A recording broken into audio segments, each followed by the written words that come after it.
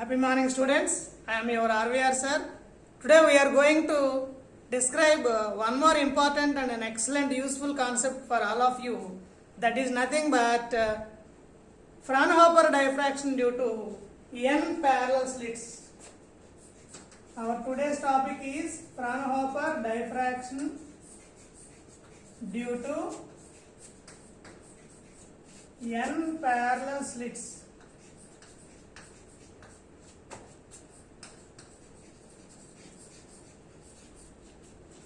Fraunhofer diffraction due to n parallel slits. Already we discussed the Fraunhofer diffraction due to single slit, double slit. Now we are going to describe the Fraunhofer diffraction due to n parallel slits. In order to understand this concept, let us look at the diagram.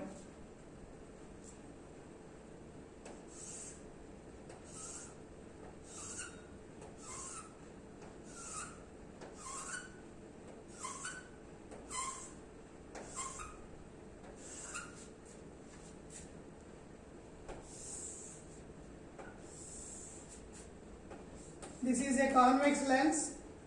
Here AB is the one slit, CD is the another slit, DE one more slit, EF, GH, IJ, etc. are the various slits.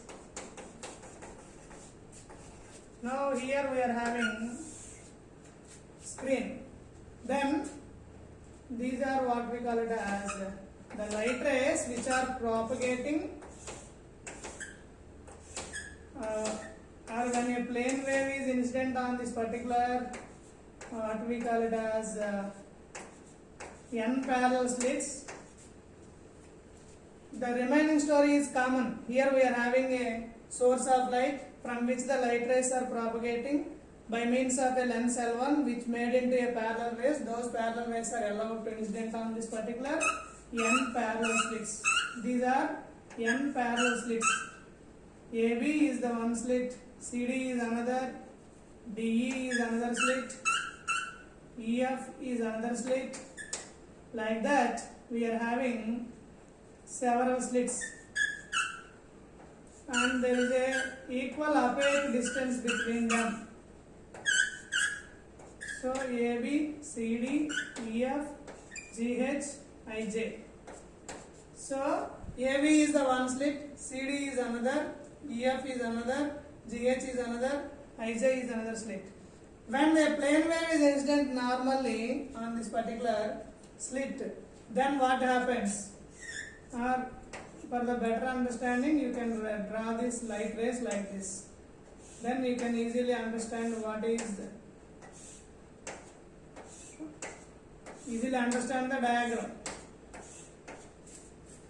Then the remaining story is common. That means in the plane of the slit there are what we call it as secondary wavelets are generated. Those waves which are traveling in all directions, but those secondary waves which are propagating along the direction of incident light ray are brought focus at point P0 on the screen Mn, and those secondary wavelets which are making some angle theta with respect to incident beam are brought focus at some angle at point P1 on the screen. For the better understanding, I draw one more diagram, then you can easily understand. AB, CD, EF, GH, IJ. These are all several slits. The light rays are propagating like this.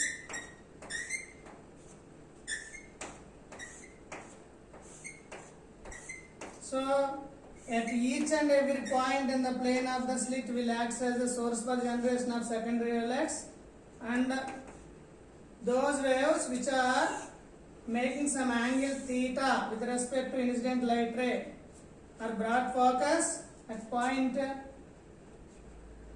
P0, point P1 on the screen, by the lens. This is the angle theta. In order to differentiate, I am drawing this one.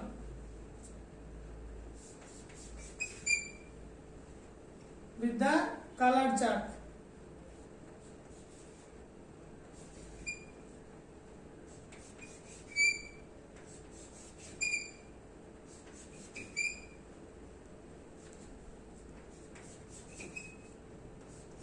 These are all light rays only.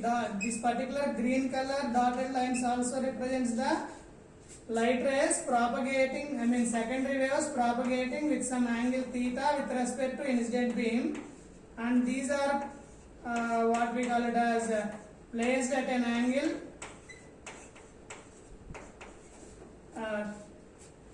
so if you observe the same on the screen, Mn,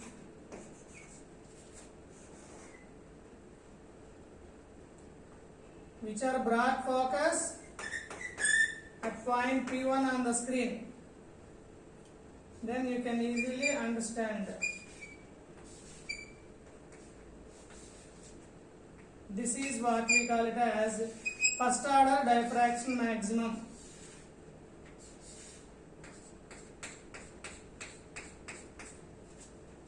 P1 is symmetrically situated on both sides of the central image P0. So, for the better understanding, I draw one more diagram for the easy and better understanding. So, the concept is very similar to the single slit and double slit. When the plane wave is incident on the n parallel slits, each and every point in the plane of the slit will act as the source for generation of secondary wave friends. So consider the A, B, C, D, E, F, G, H are the plane of the slits. Then at each and every point in the plane of the slit will act as source for generation of secondary wavelets. Those secondary waves which are traveling along the direction of incident ray brought focus at point P0, and those secondary waves which are making some angle theta with respect to incident beam are brought focus at point P1, which is symmetrically situated on both sides of the central image P0. Now, in order to calculate the resultant intensity, resultant amplitude, the path reference between any two consecutive rays, any two consecutive rays is equal to E plus D sin theta. Phase difference between any two consecutive rays is equal to, we know that 2 pi by lambda into E plus D sin theta, and then the resultant amplitude is given by, here if you observe carefully, each slit A, B, C, D, like that we are having several slits. Each slit will act as a single slit. So the resultant intensity at each slit is what we call it as A sin alpha by alpha. Therefore, the resultant intensity on the screen is obtained by the polygon law of vector method or polygon law of vector addition. Already we discussed it in the single slit diffraction, that is R equal to A sin nd by 2 by sin d by 2. Here instead of small a we are having A sin alpha by alpha, and then instead of d we are having 2 beta. Instead of small n we are having capital N, because we are having n parallel slits, n number of parallel slits. So if we substitute all these values, then the resultant amplitude becomes R equal to A sin alpha by alpha, and then sin n into d by 2 in the sense 2 beta by 2 in the sense sin n beta. Instead of small n we are having capital N divided by sin beta. So from this the resultant intensity I is equal to R square that is nothing but A square sin square alpha by alpha square sin square n beta divided by sin square beta. So this is the expression for the resultant intensity in the case of Fraunhofer diffraction due to n parallel slits. Here the first term indicates the diffraction or diffracted light from single slit, and second term indicates the interference of the diffracted light, interference of diffracted light from n parallel slits, n parallel slits. So this is regarding the resultant intensity due to n parallel slits. Now coming to the intensity distribution. How the intensity is distributed? What is the intensity of principal maxima? What is the intensity of minima? First one is intensity of maxima. When the intensity will be maximum? When sin beta is equal to 0.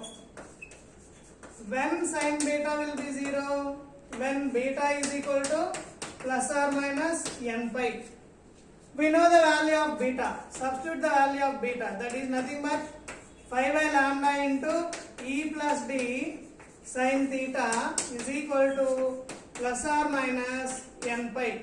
Pi will gets cancelled. We only remains with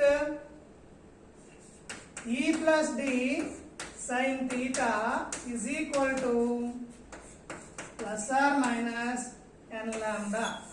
So this is the expression for the bright image or central maximum. For example, if n is equal to 0, then we are getting central maximum. If n is equal to 1, we are getting first order. N is equal to 2, second order. N equal to 3, third order. So this is actually observed on the screen. Now coming to the second one. What about the intensity of minima or minimum diffracted fringes? Minima is nothing but plural for the minimum, that's all. So when it will be minimum? When sin n beta is equal to 0, then it will be minimum. That is n beta, when the n beta will be 0, in the sense n beta will happen sin n beta equal to plus or minus m pi. Here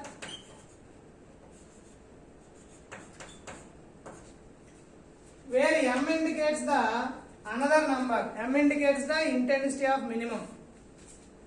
If we substitute the value of n, beta, 5 by lambda into e plus d sin theta is equal to plus or minus m pi.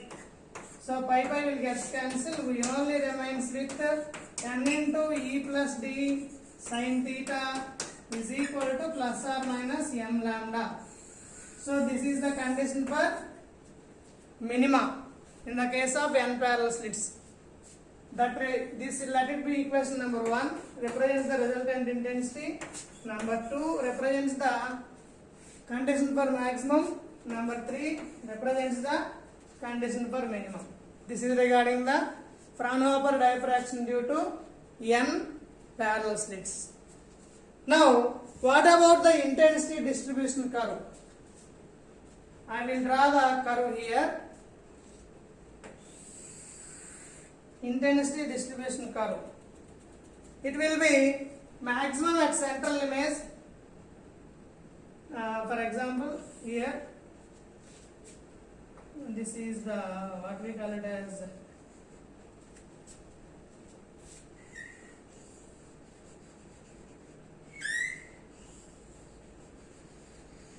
like that. We are having maximum for the central image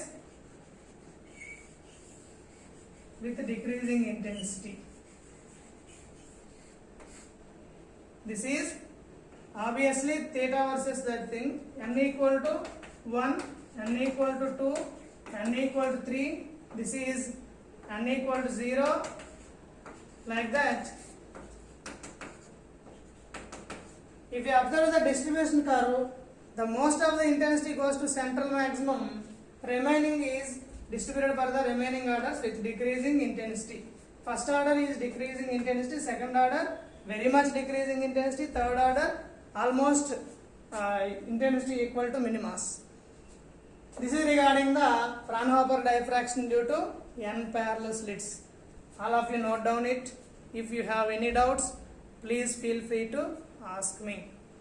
Here the most important concept is the distance between the any two slits is equal and the width of each slit is also equal, that is E, and the opaque distance between them is D. Hence we represent it as E plus D is the midpoints.